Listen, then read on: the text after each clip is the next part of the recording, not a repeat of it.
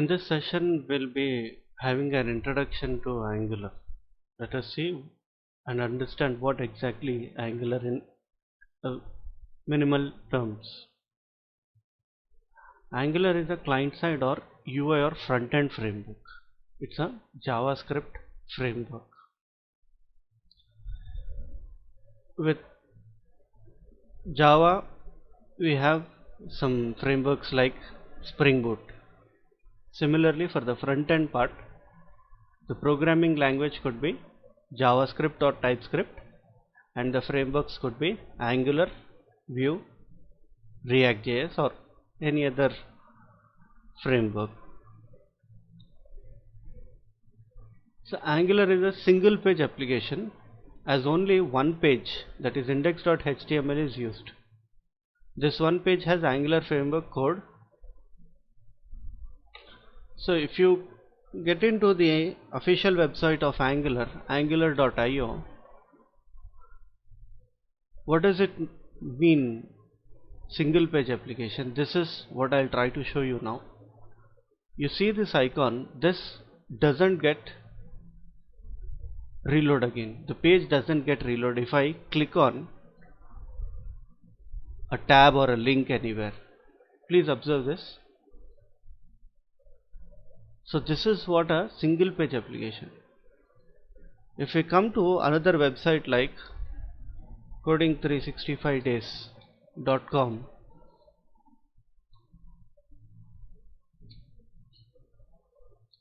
and navigate between these tabs and observe the reload icon. So this is not a single page application. In layman terms, I am trying to explain you what does single page application mean.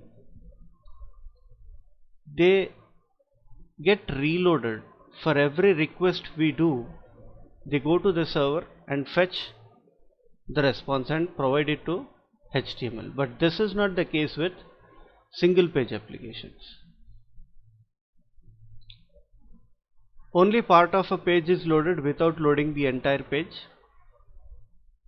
Angular has modular approach in developing applications. Due to this, the apps developed in Angular has a clear structure, and this is one of the reasons why it is recommended to use front-end frameworks. They provide an organized way of having code written, which is not possible with just having a simple programming language. And modular approach we'll see in technical terms in the coming sessions. Further, the modules have components in them. Angular front-end screen is divided into number of components. So when I say a website, again, let us consider this is a website developed using Angular, and you see all these sections can be called as components. So the technical term in Angular given for a section can be considered as a component. This section, the navigation bar, you see, is a component, and this is a component, and this can be a component. Every section you see on a web page is a component, and modules is a container of components. Angular is good in unit testing frameworks like Jasmine, Karma, etc. It has its own testing frameworks. Finally, Angular is a framework from Google and uses TypeScript, a programming language called Microsoft. So on server side also we have frameworks and programming languages like Spring Boot and Java. We have Express.js and Node.js. Likewise, the front-end part also has a programming language called as TypeScript and the framework called as Angular. And this is how development happens on front-end part. So a more detailed explanation on what a single page application is. Before seeing a clear explanation on single page application, let us see what traditional web development is. In traditional web development, multiple page requests are sent to the server, and for every response received, new page client gets reloaded multiple times. So for every click for every request that we do, the request is sent to the server and server sends a response and a new page gets reloaded. So this happens multiple times. Whereas in single page web applications, like the applications developed using Angular, a single request is sent to the server. So when I come into the website for the first time and I request for it, now see, the reload happens, and this is the only time that happens throughout the life cycle of this web page. And a single response is sent with, which includes a complete package like JS, the code with icons, HTML or templates, all the code that is related, code, images, everything that is related to the website is given to the browser or downloaded to the browser end or the client end. And from there onwards, every request I do, the request is not sent to the server. Instead, the packages that were downloaded will help us do all this interaction. And routes is a concept. Once we learn routes, then you'll understand how this reload doesn't happen. Routes are used in place of links that reduce the page reloading by providing routing to a new view. So this is what routing is, and we have a separate concept where we'll understand how this routing is possible. Angular versions. So it's important to understand the basic difference in versions. Like AngularJS released in October 10 is completely different with its syntax and approach. This is called as AngularJS or Angular 1.x. Later on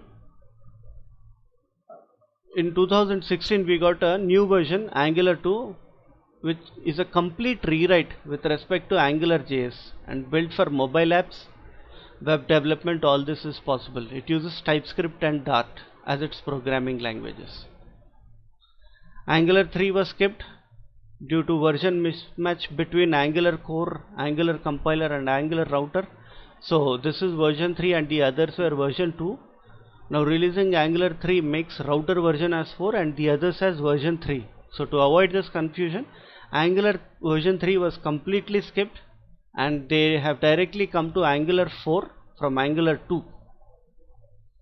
Then we have Angular 4 in 2017, Angular 5, Angular 6 and Angular 7, and we will get a new version from Angular for every 6 months.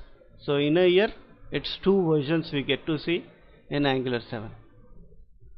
It follows semantic versioning, something like, you see, 2, 3, 3. This is what we call as semantic versioning, major, minor and patch fix.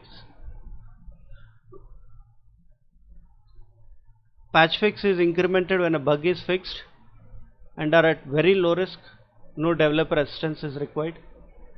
And minor is incremented when new feature is added and doesn't break any functionality and no developer assistance is required.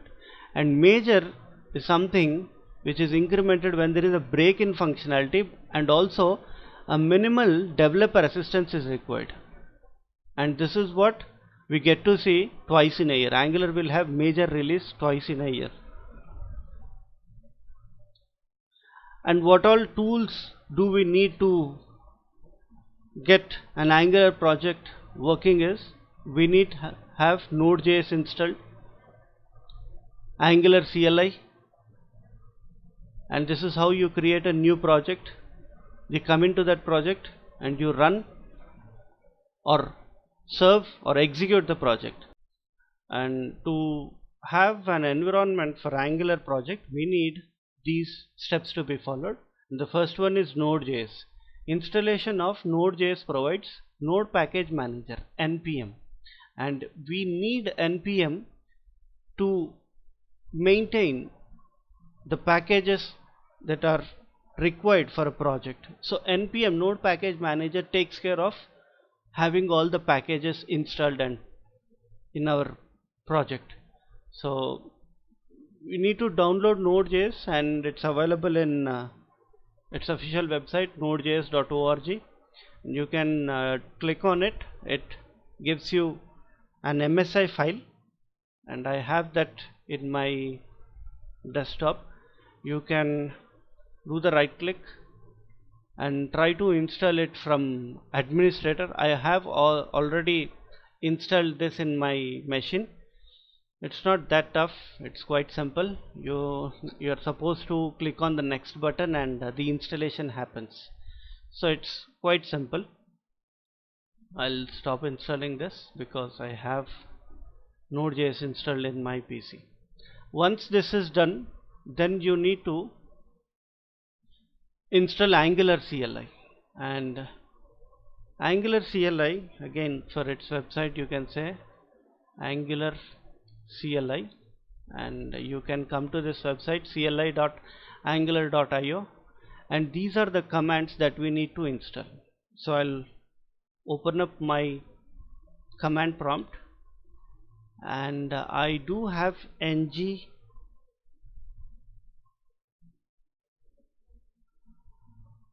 npm install -g @angular CLI.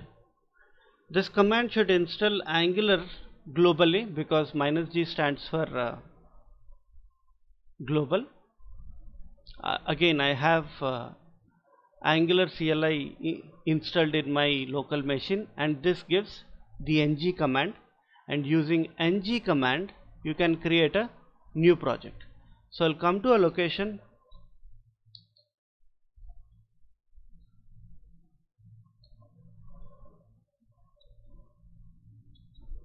and I'll try to create a project,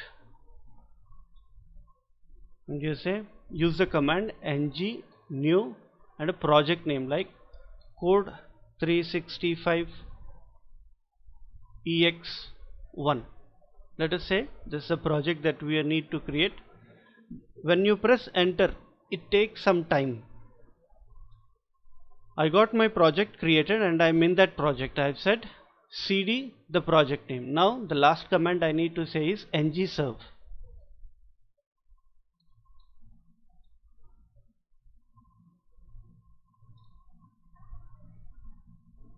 It takes some time. So my project got started successfully, and these are the 5 package files that I spoke initially, and these package files help me in a way wherein these get downloaded and the browser interacts with these packages files instead of having every client being sent to the every request being sent to the server.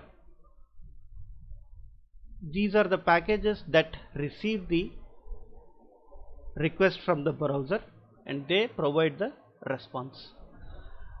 Now I need to start this project by saying it's on localhost 4200.